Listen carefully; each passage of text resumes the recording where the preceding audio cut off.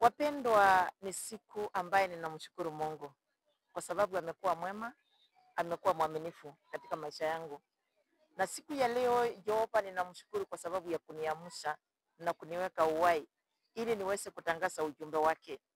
Na ningetaka sana kuwakaribisha katika channel ambayo inaitwa Sayuni TV 62. Mahali pale ni injili peke yake. Mahali pale ni neno la kubariki kila mmoja. Mahali pale ni neno ambaye linainua moyo wa mtu. Mahali pale ni neno ambaye linaponya moyo wa mtu. Na ninawakaribisha kila mmoja.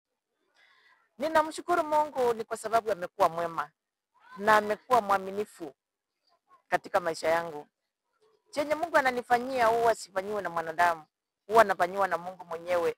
Na ndiposa nikakata kauli, nikaamua kwa moyo wangu niweze kumtumikia, hawezi kukaa ndani ya moyo wangu nikiamini ya kwamba ni yeye ninayemtumikia.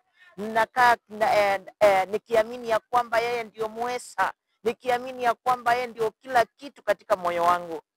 Leo hii wewe ndugu na dada, wewe unatumikia Mungu gani? Wewe unatumikia Mungu kwa njia gani? Wewe unamtumikia Mungu kwa malengo gani? Na ndiposa siku ya leo nataka tuweze kujifunza mule Mungu ambaye tunafaa kumtumikia. Katika Yoshua 24 ni maandiko ambaye nataka tukayanene. Maandiko yanasema ya kwamba Mungu aliweka maagano na Mungu. Yoshua aliweka maagano na Mungu. Na Mungu naye akaweka maagano na Yoshua. Mungu akamwambia Yoshua, utakaposimama na kazi yangu, na mimi Mwenyezi Mungu nitasimama na nyumba yako. Na ndiposa nakuta wakati mwingine nyumba zetu hasina amani. Ni kwa sababu hakuna Mungu ako ndani yetu. Ataingia ndani yetu, afanye kazi ndani ya nyumba zetu. Sisi tukifanya kazi gani? Unapojitolea kumfanyia Mungu Mwenyezi Mungu kazi, naye Mungu anajitolea ni kwa sababu ya kusimama na nyumba yako. Nyumba yako kila wakati itakuwa ni nyumba ya amani.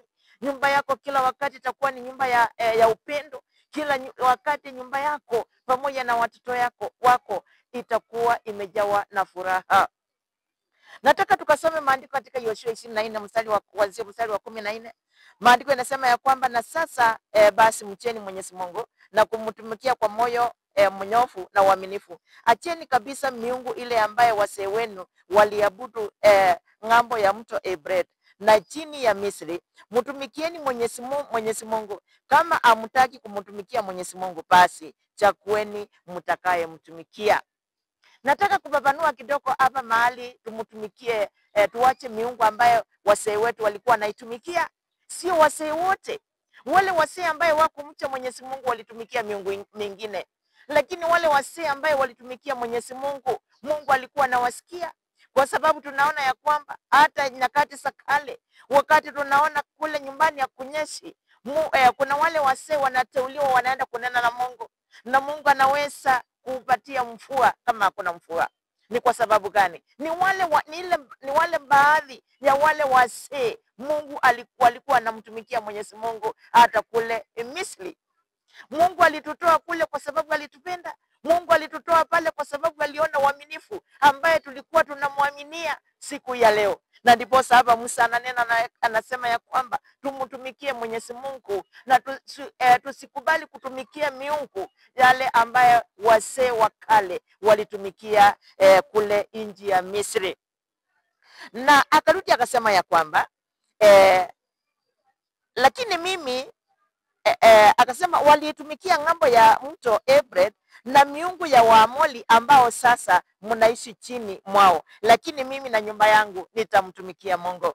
Maandiko yanasema ya kwamba Musa aliita wana wa Israeli na akaweza kuwaweka katika ule mto, na akawaambia yule ambaye anaweza kutumikia miungu ya Baali, anaweza kutumikia ile miungu ambayo walikuwa wanaitumikia, miungu ya giza, aweze kuendelea na kuitumikia. Lakini ule ambaye anataka kumtumikia Mwenyezi Mungu kama yeye, akuje upande wake. Maandiko yanasema ya kwamba na hakuwalazimisha, aliwaambia na kama mnaona si vyema kukuja kwenye niko, basi mimi na nyumba yangu nitamtumikia Mwenyezi Mungu. Mstari wa 16 akasema, na hapo wana wa Israeli wakamjibu, hatutaweza kama kumwacha Mwenyezi Mungu kuitumikia miungu mingine. Maana Mwenyezi Mungu, Mungu wetu ndio alitutoa pamoja na wazee wetu katika nchi ya Misri kwenye tulikuwa watumwa, tukayaona matendo yetu ya ajabu aliyoyatenda. Akatulinda katika safari zote na miongoni mwa watu wote ambao tulipita kati yao. Wakati mwingine tunashindwa ni kwa sababu ya kumtambua huyo Mwenyezi Mungu.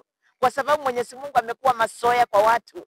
Mwenyezi Mungu amekuwa mazoea kwa sababu tangu usaliwe ulikuta Mungu akitajwa. Kuna wakati mwingine unauliza huyo Mungu anatoka wapi? Unasikia watu siku hizi wanasema ati hata Mungu ni mawazo. Mungu si mawazo. Mungu wako kwa sababu alikuumba. Mungu wako kwa sababu leo amekuamsha. Mungu wako kwa sababu kila kiungo cha mwili wako kinafanya kazi. Mungu wako kwa sababu amekupatia miguu naweza kutembea. Na ndiposa akasema wana wa Israeli wakaambia Musa, hapana, hatutaweza kuacha kutumikia Mwenyezi Mungu kwa sababu alitutoa katika nchi ya Misri na akatulinda na maadui na yote ambayo tulipita kati, Mungu aliweza kutupikania. Kwa hivyo hatuwezi kosa kuacha kumtumikia. Angalia leo hii Mungu anakuja na kuepusha na hatari, lakini bado umtumikii Mwenyezi Mungu, unamnungunikia, unasema Mungu hayupo. Leo hii tumeingiwa na mioyo ya tamaa, tunaona watu wa dunia wakifanya vitu, unasema ya kwamba hata ule aamini Mungu lakini mambo maisha yake yanaenda vyema. Hapana, tukumbuke ni huyo Mungu alitoa wana wa Israeli katika nchi ya Misri, na ndiposa aliwatoa wasee wetu. Leo hii tunafuata hizo njia ambaye Mungu alitutendea. Maandiko yanasema ya kwamba wakiwa katika safari ya kutoka kule Misri, hao watu wanaitwa Wafilisti waliweza kutesa wana wa Israeli, lakini Mungu hakusahau. Wakati ilifika wakati Saulo akachakuliwa kuwa mfalme wa Israeli, maandiko yanasema ya kwamba Mungu alinena na Samueli akamwambia aenende akatume Saulo ili aende katika ndani ya Wafilisti na kuwamaliza wote, kwa sababu walitesa wateule wake. Kuna mtu ambaye sahi anakutesa katika safari ya imani. Kuna mtu anakutesa wakati unataka kumtumikia Mwenyezi Mungu. Wewe kaa kimya, uone Mungu bila anakutetea. Wewe kaa kimya, Mungu anaenda kutuma mteule wake, anaingia ndani yako na kuweza kumaliza hao maadui. Kwa sababu Zaburi 139 mstari wa 23, maandiko yanasema ya kwamba hao maadui si maadui wako tena, ni maadui wake Mwenyezi Mungu. Angalia maadui waliweza kupikaniwa na Mungu, wale ambaye walitesa wana wa Israeli walikuwa wanatoka kule nchi ya Misri. Wewe na mimi huwa tunajihisi namna gani wakati Mungu anatupikania?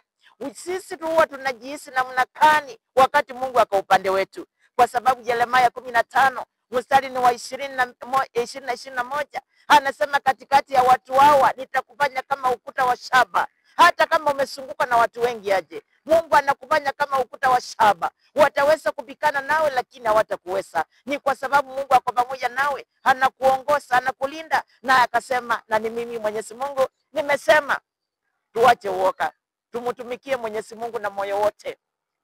Ndiposa hata kisasi chetu kikija kinakuta bado wasasi wetu walimtumikia Mungu. Wasasi wetu wako muasi Mwenyezi Mungu, kwa sababu Mwenyezi Mungu ako na anatuangalia kila dakika. Utauliza mtu atakuuliza na kuangalia akiwa wapi? Methali 15 mstari wa 3, maandiko yanasema ya kwamba macho ya Mwenyezi Mungu iko kila mahali kitazama mema na mabaya. Tukienda Isaia ambaye ni 46 mstari wa 16, maandiko yanasema ya kwamba ametuchola katika kikanja cha mikono yetu, na huwa anaangalia kuta zetu daima. Wewe wakati Mungu anakuangalia asubuhi mpaka jioni, anakuona ukiwa wapi, unamtumikia nani? Tumtumikie Mwenyezi Mungu, naye atatumikia nyumba zetu, atasimama na nyumba zetu, atatuma wateule wake wasimame na nyumba zetu, atatuma malaika wasimame na nyumba zetu, atatuongoza kila dakika, kwa sababu ako na uwezo. Mstari ambaye ni wa 18 wakasema Mwenyezi Mungu alituondolea watu wote, yaani Waamori wote waliokaa chini. Kwa hivyo nasi tumtumikieni Mwenyezi Mungu, maana yeye ndiyo Mungu wetu. Mungu anakuja na kutolea maadui. Mungu anakuja na kutolea wale ambaye wameapa ya kwamba lazima wamalize. Mungu anakuja anabadilisha hiyo mambo yote walikuwa wamekupangia kwako na rudi kwao, lakini bado mtumikie Mwenyezi Mungu. Bado nasema huyo Mungu hayupo. Bado nasema ya kwamba tumezoea, tumechoka na kusikia huyo Mwenyezi Mungu. Huwezi ukachoka. Ni kwa sababu Mungu wetu ni Mungu. Mungu ndio wako sahi, na Mungu ndio alikuwepo, na ndio Mungu atakaye kuwepo, kwa sababu Mungu anatupenda. Ni kwa nini hatuwezi tukamtumikia Mwenyezi Mungu? Kwa nini hatuwezi tukaweka nyumba zetu katika njia yake Mwenyezi Mungu? Kwa nini hatuwezi tukaweka huduma zetu ndani ya huyo Mwenyezi Mungu aweze kusifikania? Ni kwa sababu tumekuwa na mapuuza, tumekuwa na mazoea, tumezoea neno lake, tumezoea Mwenyezi Mungu. Hatuna ile heshima ndani ya Mwenyezi Mungu. Hatuna heshima hata kwa wazee wetu. Hatuna heshima hata kwa viongozi. Ni kwa sababu hatuna ile kitu ndani yetu. Mungu atembee ndani ya mioyo yetu. Alituambia ya kwamba hatatuacha, ataenenda pamoja na sisi. Katika Torati 31 mstari wa 8 alisema ya kwamba sitawaacha, nitakuwa pamoja nanyi. Yesu akakuja tena naye akanena katika Yohana 14 mstari wa 14 akasema sitawaacha kama watoto yatima, nitawaachia Roho Mtakatifu aweze kuwalinda na kuwachunga. Ni kwa nini hatunakaa mbali na Mungu? Ni kwa nini Mungu tumemfanya kuwa mazoea? Na ndipo unaona wakati huu kuna mambo mingi yanatendeka. Ni kwa sababu yeye ni Mungu na hakuna Mungu mwingine. Hakuna siku Mungu atakuwa namba ya mwisho. Mungu atakuwa yeye ndio kiongozi wetu. Yeye ndio atakuwa pamoja nasi kila wakati. Tunamkimbilia. Wakati ambaye huo umeangukiwa na majaribu, wakati unaona siku yako nasema imeharibika, kaa ukijua ya kwamba Mungu ako pamoja nawe. Musa alipotoa wana wa Israeli katika nchi ya Misri, maandiko yanasema ya kwamba wakati walipika pale katika ziwa la bahari ya Shamu, maandiko yanasema ya kwamba aliona maadui nyuma wakiwa wamekuja mbio, ni kwa sababu ya kuja kuwamaliza, na mbele yao kuna bahari. Lakini aliuliza Mungu, nifanye nini kwa watu ulionituma kwao? Mungu akauliza Musa, umeshika nini? Akamwambia ameshika pimbo. Akamwambia pika ile maji na njia ikapatikana. Kwa nini wewe wakati unaona mambo ambaye ni mabaya na unamtumikia Mwenyezi Mungu, kwa nini uwezi ukaangalia juu? Uulize Mungu, hao mambo yamenipata, nifanye nini? Mungu atatumia kile ambayo utakuwa umepata. Ule mama alikuwa na mandini. Maandiko yanasema ya kwamba aliulizwa na Elisha, ni nini ambayo uko nayo? Akasema ni mafuta kidogo. Na Elisha alitumia hayo mafuta kuweza kumimina mafuta ndani ya hiyo nyumba. Ule mama akauza mafuta akalipa deni zote. Wewe ni kitu gani wakati unapomlilia Mwenyezi Mungu? Unamwambia. Wakati Isaya alituma kwa Hezekia, maandiko yanasema ya kwamba alienda akamwambia, endo ambie Hezekia ni siku 3 zimebaki duniani. Yeye alikuwa mgonjwa sana. Lakini maandiko yanasema ya kwamba Hezekia aligeukia ukuta, akaambia Mwenyezi Mungu, kumbuka kazi niliyokufanyia, na angalia kazi iliyo mbele yangu. Hiyo kazi ninayoifanya haiwezi kufanya na wafu, inafanya na wale waliowahi kama mimi.